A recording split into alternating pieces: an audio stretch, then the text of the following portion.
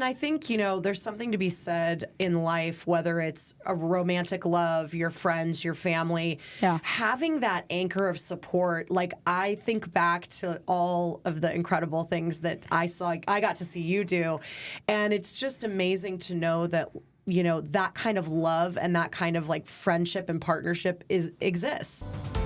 Everybody has a story to tell that makes them extraordinary, and that's what this podcast is all about. Welcome back to Conversations with Caitlyn.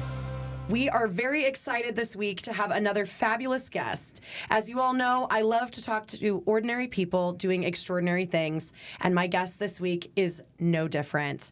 I am thrilled to be here today with Patty Barba, the content creator, entrepreneur, and amazing female business owner with Stilettos and Sin City. So without further ado, please welcome Patty to the show. Thank you for having me. I feel like I need to be like... You do. You got to give us a little jazz hand, babe. I'm in a show right now, so I'm all about it. I'm all about the jazz hand.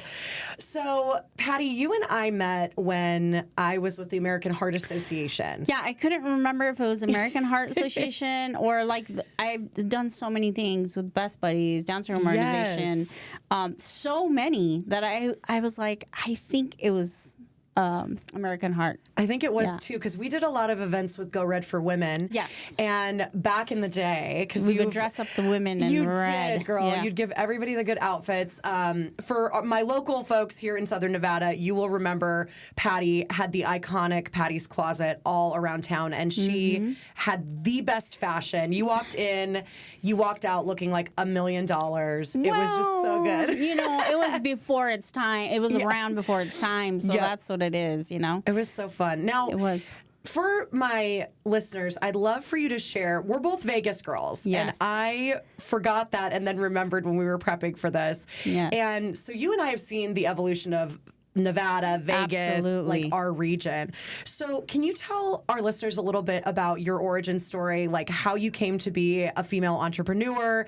Like, Sure. Where did that come from? Well, I was born and raised here in Las Vegas. You just mentioned it. I have the typical Latina story of getting out of high school and having a baby. I was a teen mom. And I think that I could vividly remember wanting to go to FITM so bad, the Fashion Institute of Design and Merchandising in California. And I have the typical Mexican parents that have evolved and now think differently. But back then, they were like, oh, my God, you are crazy. Like, you're not leaving here. Like, how are you going to live by yourself? Right. It was very typical. I feel like a lot of things have changed now in our culture, but that's how it was back then. And I wrote a letter. My teeny weeny high school self wrote a letter to the director of FITM.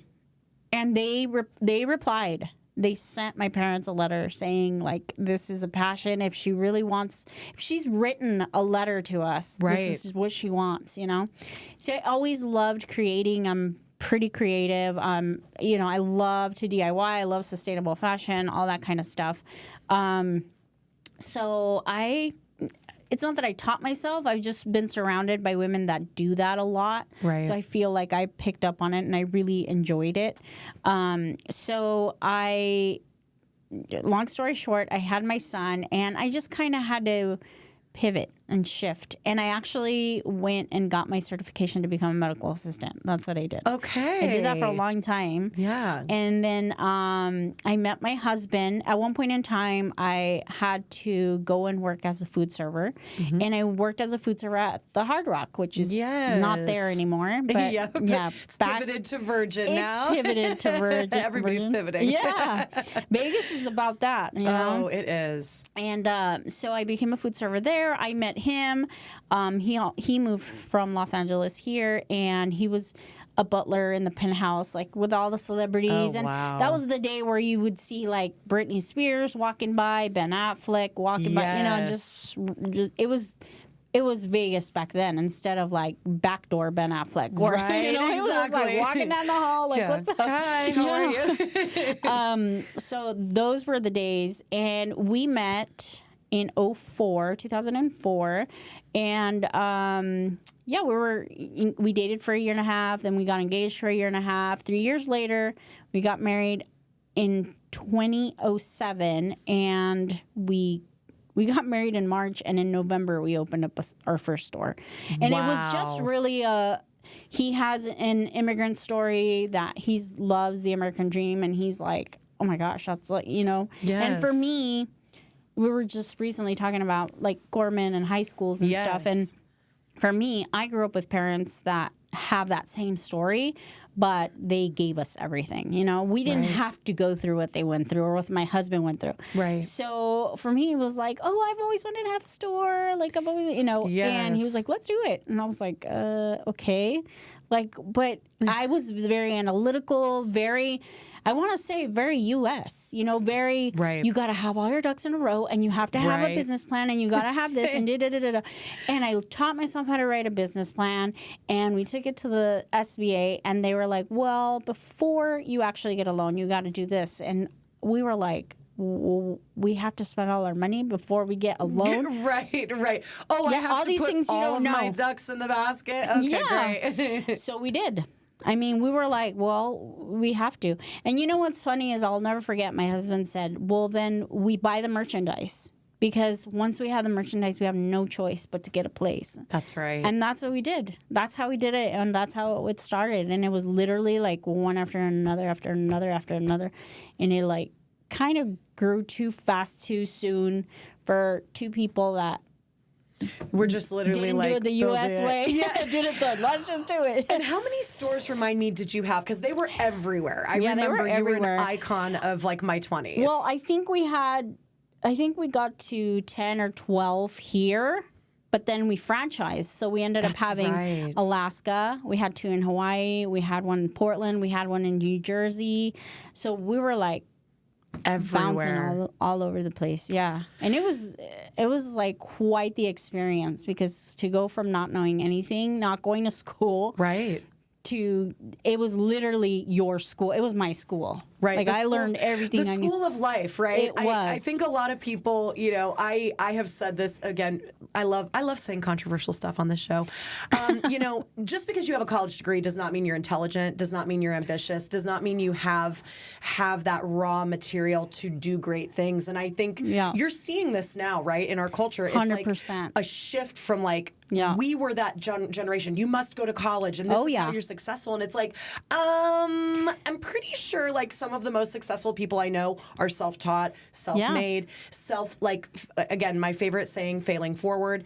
And, one of the things I also really admire about you, I've always loved about your story, is like you and your husband, like he ride or dies for you. Oh, yeah. That man, like I remember going into stores when we were working on collaborations for some of the charity stuff, and he was lockstep with you. And so what was that like, I think, especially in a culture, I'm a strong, independent woman, and and then here you are with this amazing man that's just like, he's like, we're raising our son, we're opening these stores, we're doing all of these things. Yeah. So, it all took time to learn, because also my husband is a bonus dad to my son. My son still has his family, he still has his dad. So it took time to blend that in with, we're business owners now, now we're wedded husband and wife with everything at once. Like we're not a halfway done kind. We're like at 07, let's do it all. All in,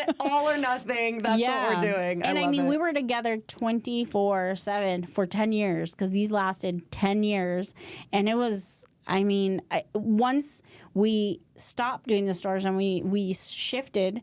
It was hard again, because we were like, we're so used to being together all the time. That I was like, the postman's here. What should I say? No, it was just hard, because you have that person, that support all the time.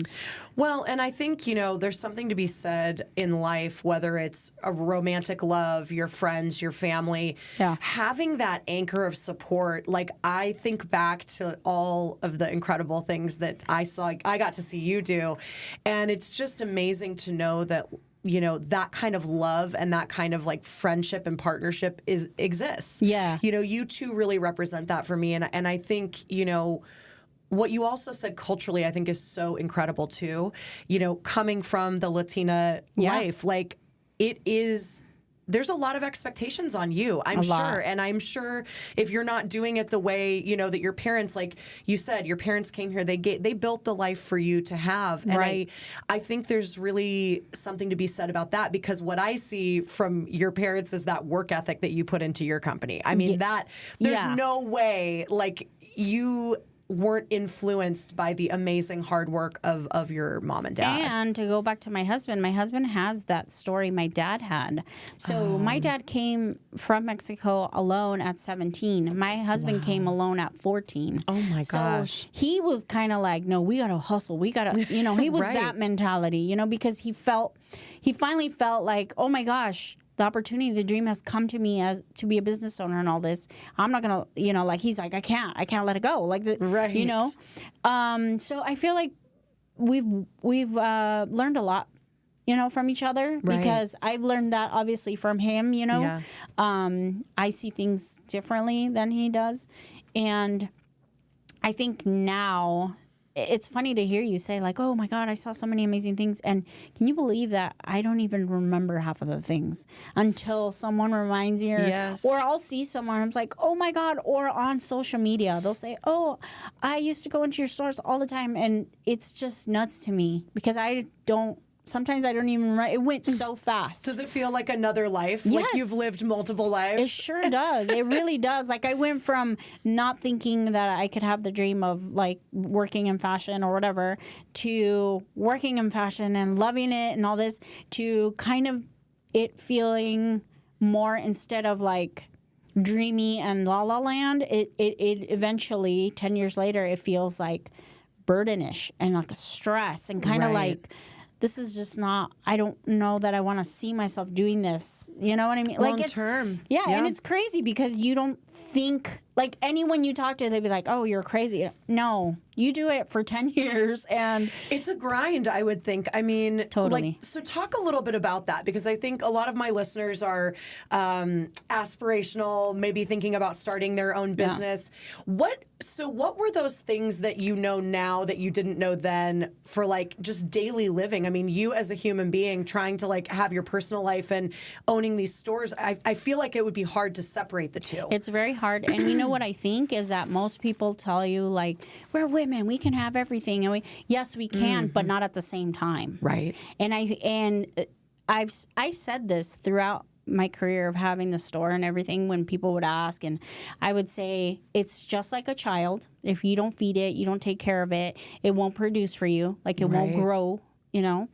And also it's hard when you yourself want to grow as a person and in your relationship and eventually maybe have children or whatever. Right. And because we got to the moment, we never had children together, my husband and I, but we got to the moment where we went somewhere and found out with our doctor, and they were like, yeah, you can start this treatment. We were like, wait, we're just too busy. Yeah, we're like, when? Yeah, exactly. So you do make sacrifices no matter what. It just sounds like I've said this before a lot because I probably have, but it's just like having children, and whether you have them young as a teen mom or you have them older as a 40-year-old, you'll always sacrifice something. I sacrificed my adolescence for my child. Right. I did. I sacrificed a lot of my adulthood for my business. Right. You always sacrifice something. It's that give and take. It's that kind of scale and that balance. And you know, one of the things I think I also reflect upon from the Patty's Closet days is Robbie was always around. He was like, he was, in my mind, like the inspiration, and he felt like one of the drivers for, pardon me, goodness sakes. Sheesh. Girl. He really seemed to be one of the drivers for the success and growing that dream and building that dream. So will you talk a little bit about Robbie, because he's iconic and he's such an I think, important and special part of your Robbie life. is a brat now. Is he? Is He was just a so total, he's little. like, I mean, when we had the stores, well, my husband and I met, he was 6 or 7. He was 7. And we opened the stores 3 years. So he was 10 years old, 10, 11. little. When we opened it, he's 28 now. oh my gosh, I can't believe that. I know. I can't believe it. I'm 28. You're How like, dare he? Exactly. The audacity to be the same age as us. He's awesome. He's 28. He was born with Down syndrome. And yeah, it wasn't like his dad nor I knew that he was going to have Down syndrome. Of course. He was born with a lot of health complications as well that we had to deal with. But yeah, he's been good ever since he got him taken care of. He was about 6 months when he had surgery. But yeah, he's a riot. And he's a ladies' man. Like, oh, well, hello. I mean, growing up in those stores, he's like, all right, hey, you, hey, you. Yeah. And I feel like one of the really precious things about your relationship with your son, because it's so beautiful to watch. Every time I see a photo of you two, I think it was Crazy Sock Day the other day, and I saw the cutest photo of the two of you.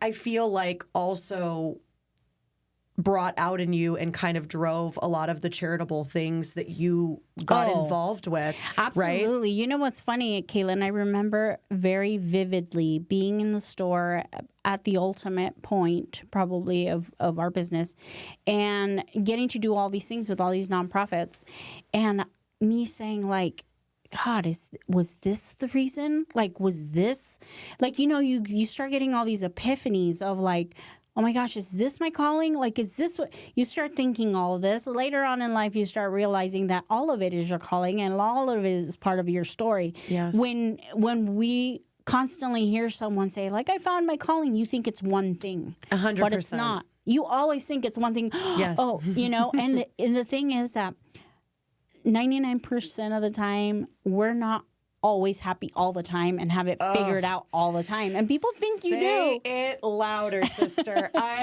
You couldn't be more right. And that's not the goal, right? The goal of life isn't you're going to be happy 24/7. No. You got to fight journey for it. Yes. I just heard a social media thing, or a reel of Michelle Obama. Yes. And she said something like, most moments are ordinary and you have to figure out how to be happy in those ordinary moments. And it's so true, because we're all searching for that feeling, that moment of like, I want this to stay. When you first fall in love, you're like, it's going to be like this forever. Yeah. And then 20 years on the line, you're like, it's not. It's happening. I mean, it's still there, You're like glimmers. You're up snoring, and down. And your socks are dirty. Well, like in my case, my husband is great. He's like a you doll. already said it. He's just great. a doll. Like, it's really hard to not be really be great, obsessed. all happy, because he's always happy. He's we all have our days. We're human beings. But what I'm saying is that when you're young, you think it's gonna be one way all the time. I'm searching for this happiness, but it could be there. You just don't want it to be there. Well, and sometimes it's disguised as something that you didn't understand. Like you said, Exactly. it's something that you didn't say.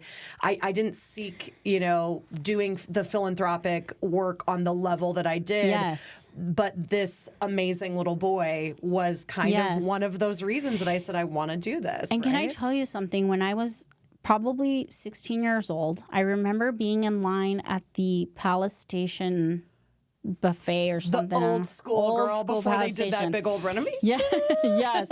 So we'd go with my family. We would go either Fridays or Sundays, with my dad, my mom. And I remember standing there, and there was these pictures of, like, employees of the month, I don't know, something on the wall. And I remember being 16-year-old me looking at these pictures, and all of a sudden I feel this caressing on my shoulders like this, and I thought it was my dad. Yeah. My dad's standing right there, so I thought it was my dad. And I turn around, and it's an individual special needs. And I was like, that's kind of weird. That's strange. I'm 16, so I'm like, this is kind of weird, Whatever, went on. And that kid always pops into my head, like, because I feel like there's something in me that was meant to have this life, have this beautiful child. Yes. And it's people with special needs, in my experience, they are the greatest teachers, and they see the world through a very different lens. Yes. Which I think all of us should be taking a master class on. But you right? know why I've learned this with Robbie is that he's very intuitive, you know? Like if I'm sad, if I'm mad, any of us at home, he's very intuitive because his communication is a lot more difficult. Right. So in order for him to get what we're trying to say or what we're trying to do, his senses, he's like got spidey senses. Yeah. You know, everything's firing on all cylinders. Because his communication, his speech isn't the best. So everything else is, you know, he's just like, what's wrong? What's happening? Like, you know, and I'm like, how does he know? How like, do you know this? He's like my dog, you know, like you cry, your dog's like, wants to be all over you. Yeah. It's exactly like that. So they have these like ultra sensitive, you know, senses that emotional intelligence that I feel like people just lack. Yeah. You know, that ability to just realize and recognize, you know, especially in the world we live in now. I mean, you know, you said it, and I agree with you. I mean, the genre of time when we met, the Patty's Closet days, the world was so different, and some ways not good, and some ways good, you know. But you look at the world today, and it's it really is lacking that take connection. A beat. Why is my friend or my colleague or this perfect stranger a little like rough around the edges, or why are they having a rough moment? And it's like, hello, do you live in this world? Because this place is tough. This is tough whether you're a woman, a man, you have special needs, you're completely abled. It doesn't matter. No. This is a very kind of unimaginable time, I feel. And again, the disconnection. But I feel like, and your son, I always smile when I see photos and video of him, because he does have that intuition. I love that word that you used. It's just he is very, very rooted, I think, in emotional intelligence. Yes. And you know what? Life is very simple. It's like ultra simple. I think people are, life is, for everyone else, it's the material things. Now it's like follower count, you know, like all of that is so important, you know, and for him it's so simple. Like for him it's like, are we gonna have dinner?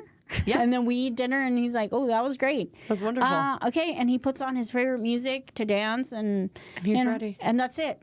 Like there's no like, well, I didn't get this phone, or how come we can't go on this expensive trip, or how come it's uber simple. And it's a reminder to us all the time. My husband and I were always like, well, it's the joy. You said it earlier so beautifully. It's the ordinary things. Those are actually the most precious, most important pieces of our life is sitting down to dinner with your family, taking a walk, literally dancing like no one's watching you. Exactly. So fun, by the way. We could use more dance parties in this world. So with Robbie, you were very involved with Best Buddies, correct? Yes. You did a lot of work with them. Best Buddies, Down syndrome organization. And, you know, I feel like those days seemed like more special for me because he was younger, you know? Yes. But I feel like as he's gotten older, it's kind of like I have felt from him, especially because he's older, he's kind of like, okay, Mom, step aside. Like, I feel like the first time he went to Joy Prom, I got to go and see, and I was like, oh my gosh, this is so cool. And I tried going afterwards, like the next year, and he's like, why is my mom here, kind of thing, you know? He's like, Mom, you're cramping my style, get out. Yeah, so I was like, okay, I think it's time that I'm like, you know, so now if they do things, like they do a lot of things. He goes to the Garden Foundation now, which is such a great program. He goes there, and a lot of times they do things, and I'm like, he can go by himself, because it's like, no one wants their mom around. No one. They're like, Mom, go away, you're cramping. Yeah. And so the Garden Foundation, tell our listeners a little bit about what they do. Okay, I will, but let me tell you something about, really quick, Patty's Closet Days. Yes. Down syndrome organization. Yes. When I was in high school, we got to go on a field trip for this thing called Festival of Trees and Lights. The Downstream organization throws this Festival of Trees and Lights, and it's Christmas time, and you find companies to sponsor trees, and they fix them up like you would not believe. They're fully themed. They come with the gifts under the tree. Like, beautiful. It's insane, right? Like, if a liquor company sponsors it, it's all the liquor you want on the bottom of the tree, like that. Then they get auctioned off at the Festival of Trees and Lights, and the money goes to the Downstream organization. Beautiful. So I remember going to this, and excuse me. I remember going to this and thinking, oh my gosh, this would be so cool to decorate a tree for charity someday. I did not have my child, okay?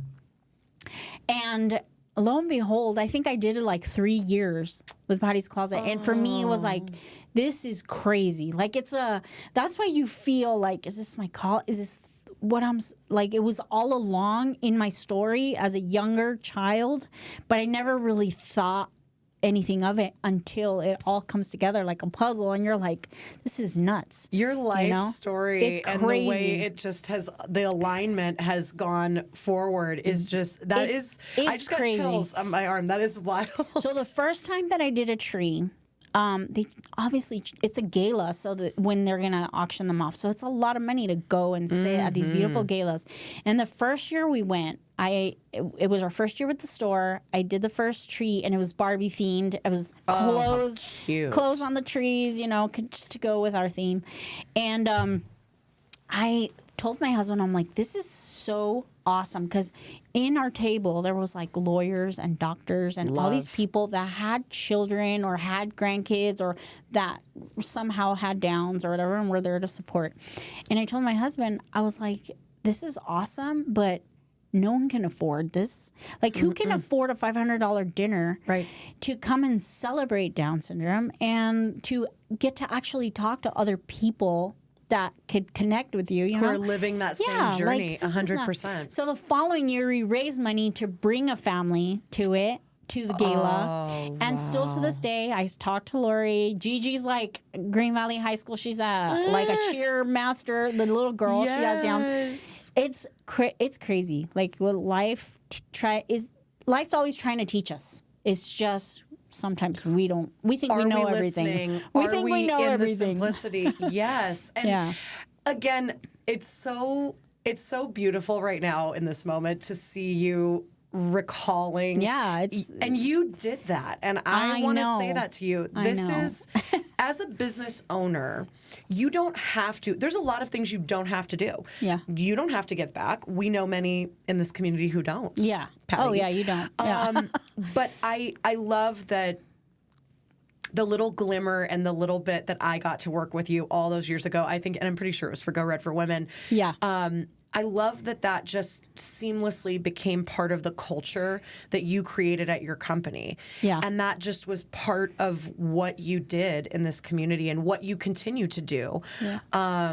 It's so beautiful. And being able to pay that forward, I love, like, what a simple gesture that has now created like a lifelong friendship with Gigi and her family. To this day, I feel like they're like, I've known them for, I have known them forever now, but I feel like this connection of, like, it doesn't matter how long you don't see them. When you do, or when you talk to them, it's like nothing, because you create that bond, Oh, yeah. And with Garden Foundation, going back to your question, when I stopped the stores and I went, what happened is that I started with social media when it started, and it was to market my stores, right? Yes. So when we shut them down in 2017, and we did that because small businesses suffered with being able to shop from your couch, Amazon, all these really inexpensive Forever 21s, all these stores popped up everywhere. So it was just time for us to shift and do other things. But when that happened, I stayed on social media because I just knew it would be the future. No matter what business you would want you to open, you needed to have a social media presence. And if you don't, you don't exist. You can't do business in today's world without a digital presence. It's basically the yellow pages of yeah, no one knows what that is, but it's basically back in the day there were yellow pages, people. It's the yellow pages of the today, you know. Right. So I stayed with it. I started reselling, so I started buying, you know, thrifted vintage stuff and reselling it from home because beautiful, because you can. Yeah, because I could. And I still had all clients and people that followed because of my store. Right. So I started getting very involved with like a creator community, you know, and I got this idea of doing a give back luncheon. And then I thought to myself, if brands send me stuff, like brands would send me stuff to just promote, but way back in the early days, I mean, I can remember the brands. They would send stuff to me to try it and put it on my social media. I said, if I reach out and I tell them my story, why can't I create a give back luncheon that brings, you know, content creators that have high numbers together for a beautiful lunch, give them items like, you know, stuff that brands would send me because it gets it in front of the faces of people that have tons of followers. But they had to give something in return. And I don't remember how many I did. I did up to COVID, and then COVID happened. But I did St. Jude's Ranch. Beautiful. We donated housewares for the houses because they have homes there. So I said, everyone bring a big bag of things, decor that you don't want around your house, games, things for the kids, you know. So that's what that one was for. I did so many, I don't even remember now. But the last one was the Garden Foundation. Taylor Garden was about to open the Garden Foundation. She was still in the works with all the paperwork. And Taylor's story is that she has a sister with Down syndrome, and when her dad, Taylor and Lindsay's dad, passed away not that long ago, or in that time, there's no place where Lindsay and Taylor's mom could drop off Lindsay for a program, you know, like to take care of her or to show her, to life help her. Skills and everything. Education and things that people, again, they take for granted. That when you have a child with different needs, they still, this is a whole human being that still needs to be included. And I think that's, so again, she we don't came think of up that. with the Garden Foundation, and because there's a lack in the community, and I said, you know, this Garden Foundation was not open yet, anything, it was starting. I said, hey, I want to do my next give back luncheon for you, and what could you need? Like, what do you need? You know, and she said like art supplies, things like that, you know, like, and that's what we collected. And again, it was in exchange for, I'll give you product of these companies that want you to talk about their product anyway. You know? So it's a give and take, really. And I've made friends, I mean, with Christina at St. Jude's, with Taylor at Garden, and man, I'm trying to think of, it was a dog rescue. One of them was a dog rescue, so we collected everything for pets. Beautiful. Like, it was just different. And listen, I got Zuma over at Cosmopolitan that catered this whole beautiful lunch. Honey Salt did Garden Foundation. Like every single place that I would go to, and I would pitch this is what I do, and they'd be like, absolutely. And that's why I'm saying, like, a lot of times you think your calling is one thing, one place, one time, one moment, but it's not. It's like lifelong. Life can take you in a million different directions, and I think, you know, working in the philanthropic space and having a lot of wonderful friends and colleagues in this community like you that have engaged with us on that kind of more corporate, that company side, you know, it takes a village. This work is not, we can't do it alone. And I think, you know, I go back to this again and again in my mind. You know, some days, the hard days, right? You say to yourself, are we moving the needle? Are we doing anything that matters? Right. And then I think about exactly what you just said with Taylor, and she's such a beautiful human being. Oh my gosh, yes. But when you see a need, when you see something that's not right, and you step up to do it, you are that one tiny drop of water in the bucket. And all of these drops of people collaborating and coming together to help others, to be in the service to another human being, I believe that is part of our life calling. I love that you keep bringing that back, Patty. It's our life is meant to be filled with connection with others and doing things for the higher good. And, you know, again, it's such a beautiful thing when you get to engage with business owners and entrepreneurs that get it. It's just like there's no education, right? It's just the aha moment is there. We know it's the right thing to do. Right. It's a good thing to do. And when others are thriving and having a beautiful place to come and do programs and activities, I think the Garden Foundation does employment too, right? They have like they have programs. more like a training program. Well, they opened up Dig It Coffee downtown. She opened that up to start kind of trying to train them and also create some kind of an income for, you know, her business. Because, listen, I always say this. Every organization, even a nonprofit, is a business. And it needs to employ people like yourself, and it needs things. I cringe when people are like, well, they're making money. Well, who else is going to pay for stuff that they need? Like, correct. That's just the money how it is. in is the money out. So, exactly. You know, it's like at the museum. I always say, you know, whether you come in and you buy a ticket, you buy a gift in the gift shop, you get a membership for your children, you donate. Those dollars are infused right back into this work, right? Just like a business, just like a Patty's Closet. You buy the garment off of the rack. We're going and investing in another garment so that someone else has something that they can wear. And it's a business. We are a business, and we're held to, for all my nonprofit friends out there, we are held to such stringent standards. Oh yeah. If every corporate business was held to the standards and the requirements that nonprofits were, the world would look very different.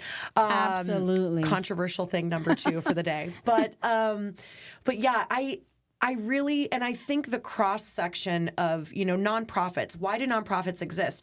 We exist because corporations said, we don't want to do this. We know it's important. We know it's valuable in communities. But it's not going to turn a coin. So if we have these nonprofits, this sector that takes on those health and human services, those things that make life good for everyone. The world will be better. Our employees will be happier. They will show up on time. They will show up to their job, you know, things like that. So, okay, so I want to pivot a little bit. Still in the world of like taking care of our earth and others. Okay. But recently, I have loved seeing all of the amazing things you're doing in sustainability and thrifting. Okay. And I am very nosy, Patty. Okay. I'm sure you probably have gathered that about me. But one of the things I love, you have an incredible style yourself, Exhibit A. Oh, thank you. But you kind of... I feel like I'm out of the style game, to be honest with you. No, I do. Your home, your clothing, like you are sneakers are my thing now. I love it, girl. Sneakers are the new stiletto, baby. Stilettos and Sin City came about because I was in stilettos and heels all the time. I every never day. saw you in a tennis shoe, babe. Exactly. And everyone would always ask me, well, you're from here. Where do I do this? Where do I do that? So Stilettos and Sin City was came born, baby. about. Yeah. I love it. That's why it's my handle. That's iconic branding. It really is. So now it's got to be sneakers and Sin City. You got sneakers and Sin City. I still do love it. It's a bop. So talk a little bit about how have you always kind of been in that like thrifting and sustainability world? I mean, I know you're home, you do a lot of filming and like from literally everything from like your dining room table to the way that you dress. Like I feel like everything, I'm like, how does everything look so gorgeous? You know what's funny is that my husband, since he's a realtor, he sees all kinds of homes and he's like, oh my gosh, it's messy here. And I'm like, it's messy. No, it's not. I'm sorry. I'll go and take pics for his listings and I'm like, no, I don't think so. You're like, this is not a jam, babe. This is not the bop. You need anyone to help you out here? Yeah. You know what? I have loved it since I was a kid because of my mom. My mom's really into it. Like she's always been a thrifter. She's always been into decorating at home. Beautiful. Not so much clothes, but it's so cute to see now how she's like, oh, I bought you this dress or I bought you, because she knows, you know. I do this series on my TikTok, as a matter of fact, and it's a mystery thrift box for mom. Because she saves Costco boxes. I love it. Full of crap that either she doesn't want when she's redoing her house, or that she finds at the thrift store, or, you know. And in the middle of this whole box, there's like one gift card for my son to go eat somewhere, you know, like how sweet. And people eat it. They like, what else is she gonna put in there? Like, she puts the most broken jewelry, like all kinds of stuff. It's like Christmas. You're like, yes, what's gonna be in the box? And they love me opening up all this stuff, and I'm like, oh, this is not my thing. So I'll put it to the side, like, this is not my vibe. This is not, and everyone's like, that is totally my vibe. Like, I would have that. Yes. So I think it's so funny how everyone has a different view or like for different things, you know. Yeah. But yeah, I've always loved thrifting, and I always refer back to the day my first dress to go to kindergarten was a thrifted dress from the Salvation Army, little blue ruched floral dress, and I've always loved it. I think it's like a treasure hunt, you know. I feel like people are so wasteful, and going there makes me feel better, because I'm like, this is not going to a landfill. Because it's not going into a landfill. It's not being shipped off. I mean, I am so hyper fixated on those documentaries and those series that they do on where clothing goes. And many times it's going to these very impoverished third world countries, and it's in the water. It's everywhere. Piles of things, and fast fashion.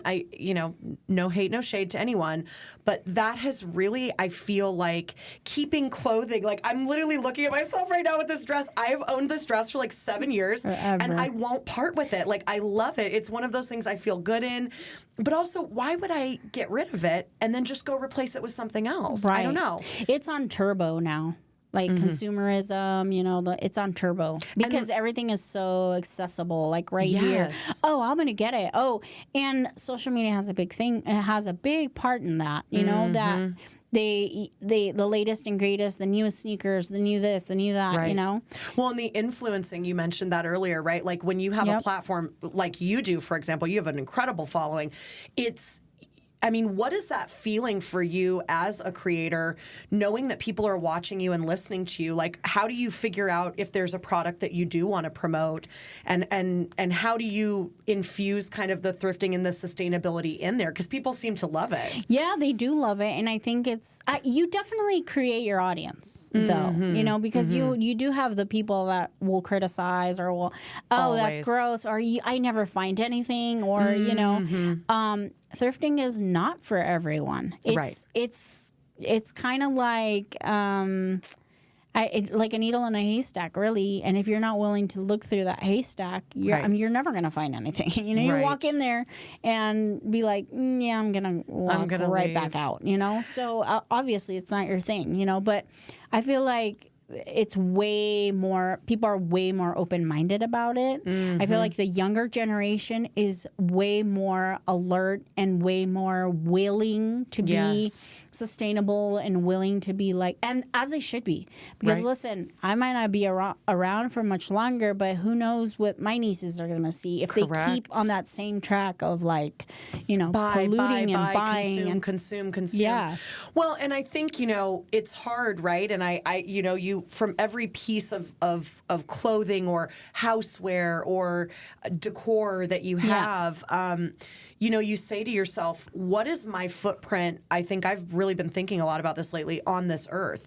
Is my footprint, am I just wasting and wasting and wasting, and this need to want more? And, you know, I think as women, Patty, I mean, in fashion, someone's seen me in this outfit. I used to be that girl, babe. Like, I was like... We all were. I had stores. Right. You know, you had to look fresh and new every day. It's constant. And you know what's funny is that it's my mind has changed, obviously, but at the same time, you still struggle because you're on social media, and it's like, even me, sometimes I'm like, damn, I'm wearing this shirt and like 5 million, you know, but at the same time, I'm like, okay, like, stop, you know? But do you look great in it? Do you feel your best, right? Can you switch it up and make it look different? Yes. Can I wear it with 30 different things? A couple episodes ago, I had my girlfriend Kim Groberg on, who does High Style for 100.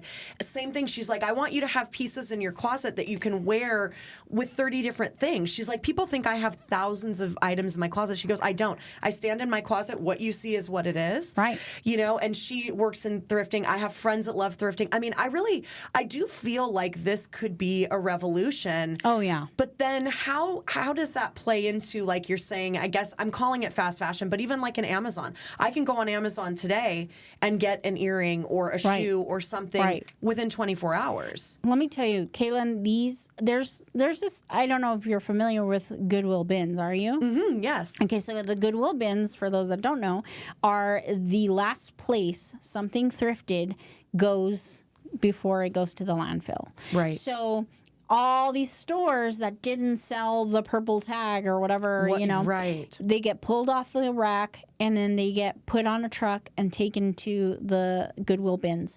Now, in the bins, they just like dump everything in there and people sift through it, and it's sold by the pound. I believe it's like $1.70 by the pound. Mm-hmm.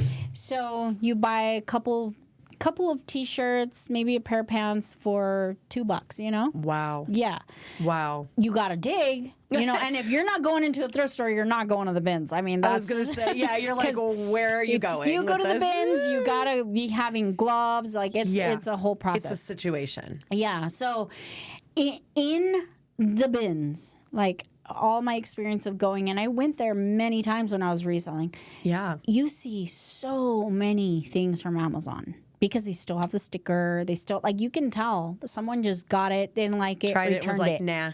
Because Amazon makes it so easy for you to return everything. That's the convenience. They're selling you the convenience. They're selling you convenience, yep. So all these bins are filled with Amazon returns. There's places like auction places, like Nellis Auction Place that just sells Amazon returns. Yeah. Like, you know, it's a business because there's so much. And the consumption is so high that if you return an item, they don't even care. They literally give you the option to do that, right? Yes. I remember, I was thinking about this the other day. When I was younger, I was like return averse, if that makes sense. So if I bought something that I like, didn't necessarily, I got home, you know, you do your thing, you marinate. I mean, for me personally, I do. I'll try it on and I'm like, maybe this wasn't the best thing. I would never return things, and I will admit this. I will admit this publicly. There's a lot of people with like Amazon. that. Amazon turned the return button on in my brain. They just made it easy. They did. And they made it, I think they made it a little harder for other mainstream stores because you can return it. Absolutely. I can return the item. I'm like, no thanks. I tell Juan, my husband, all the time, I'm like, how do these companies compete? Like, how do they survive? Like, you literally get it in your hands and are like, nah. Take it to UPS and you get your refund. Like, immediately. It's ridiculous. The instant gratification, I think, piece of the world right now, and like with fashion and with sustainability, that's a little concerning and alarming too, right? That we've become complacent and lazy. So we'd rather go on Amazon, hit the button. Again, I believe a lot of us are guilty of that, myself included. Oh, yeah, most of us. But then you think about like thrifting. I mean, one of my girlfriends, she finds some of the most high-end designer stuff, Patty. It blows my mind. She came over to my house one day. She goes, look what I got for you. Kind of like your mom. She was like, she's like, look what I found for you. And I was like, this is gorgeous. It was literally like a Tahari suit. It was like an Elle Woods looking suit. And I'm like, this is stunning. Like, I would have never gone out and found this for myself. Yeah. But I'm like, I could wear this everywhere. Oh, I've found the most amazing things that I have found clothing-wise. One was at the bins, and it was a John Galliano dress. Yes. And if you saw the bins, you'd be like, how is that still in one piece? Because it's like... Because it's just stuff everywhere. It's silk. It's beaded. Like, it's insane. It's designer. It's designer. It's in my closet. And oddly enough, I found another Galliano at another, either Savers or Goodwill. Really? But it all silk. Beautiful. And they just sit in my closet. The other day, my stirred them? sister was like, I need a purple dress to go to a wedding. And I was like, just go look through there. And I was like, you need to wear this. And she's like, oh, no, I can't even put that on. My sister's ultimate sustainability. Like, I'm not, So my sister's like, no, I don't even want to touch that thing. Oh, my gosh. But you're like, I thrifted it. I did. It's good. And it's gorgeous. Designer, just, Yes. So, yeah, the fact that you can find those kinds of things. And I still find Patty's Closet items with tags. Do you die when you see that? Yes. Like, what is your initial reaction? You're like, that's me. I wish it was kind of like a slow motion hidden camera kind of situation, because I'm like looking and then I see something with a tag and I'm like, oh, and I pick up the tag and the tag's my face and I'm like, you. Hide it. We're going to put that under there. Oh my gosh. It's so funny. It's crazy. My favorite Patty's Closet item, if I can find a photo of myself in this, I will put it with this episode, was this purple dress. It had this super cute pattern, like overlay, and it had a little bit of fringe on the bottom. And honey, I rocked that dress till it died. I did. The fringe was fringing, and not in a good way by the end, I bet. But oh man, those were the days, huh? They were so exciting. You know what's funny too? The other day I was like looking at a live show, like Poshmark does Poshmark Yes, lives. I love Poshmark. So I'll look at the live sometimes. Like I'll put it and I'll see what.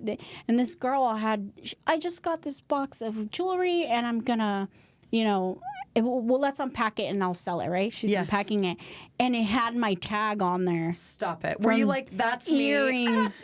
Like, it was earrings and it was our store. And I was like, how so amazing. Well, but it's crazy that she wasn't local. It's not like I don't even know where did you get that? Yes. To me, that was like, that is nuts. That is nuts. And I think, I love that you brought up Poshmark. I love selling items on there. Yeah. And I'm so funny. Like, if you make me an offer, 99% of the time, I'm giving it to you. Because I'm like, these clothes are sitting in bins. Yes. They're just sitting in my house. And I it want feels someone good to love it. purge, Oh, yes, it does. And just putting the items up. And it's so... I love the idea that, I hate this saying, but I love it in the same breath. One man's trash is another man's treasure, 100%. Right? And so just because I've worn this jacket 80,000 times, someone else may love this. And it may be like something that you're like, they got it for $10. Like, I also love the idea that we don't need to spend millions of dollars to look good. And just to know that there's this whole other community or side of the world that thinks the way you do, and like I don't need to go buy it new. I can find it. Yes. And it's funny because a lot of times, like, I don't know, when someone says, "Oh, you can just go on so and so and buy it," and I'm like, but you can find something so much better thrifted, and you thrifted it.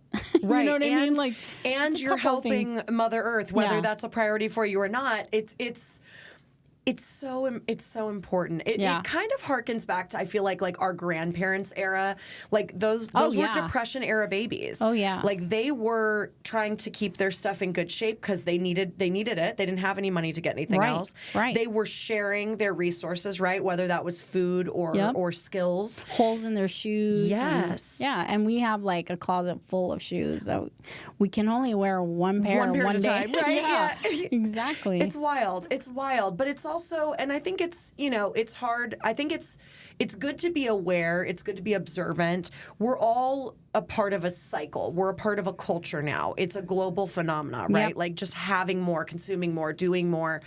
And I think, when we have these moments to share these great stories, for example, about how, because your journey is really full circle from owning a store to really being on this other side of like talking about thrifting and sustainability. Yeah. And it's no surprise to me that people love, I'm going to have to now actively follow your TikTok and be like, what did your mom get you this week? And you know what's funny is that I literally went from being the brand to making things for brands, you know. So now what I do on the daily is creating content, but I create it for other brands. So it's called UGC content, and right now it's shifting over to creator generated content. Okay. Before it was user. I think people are making these like fancy names. Yes. But before it was just like the typical user. Now it's like the actual creator using it.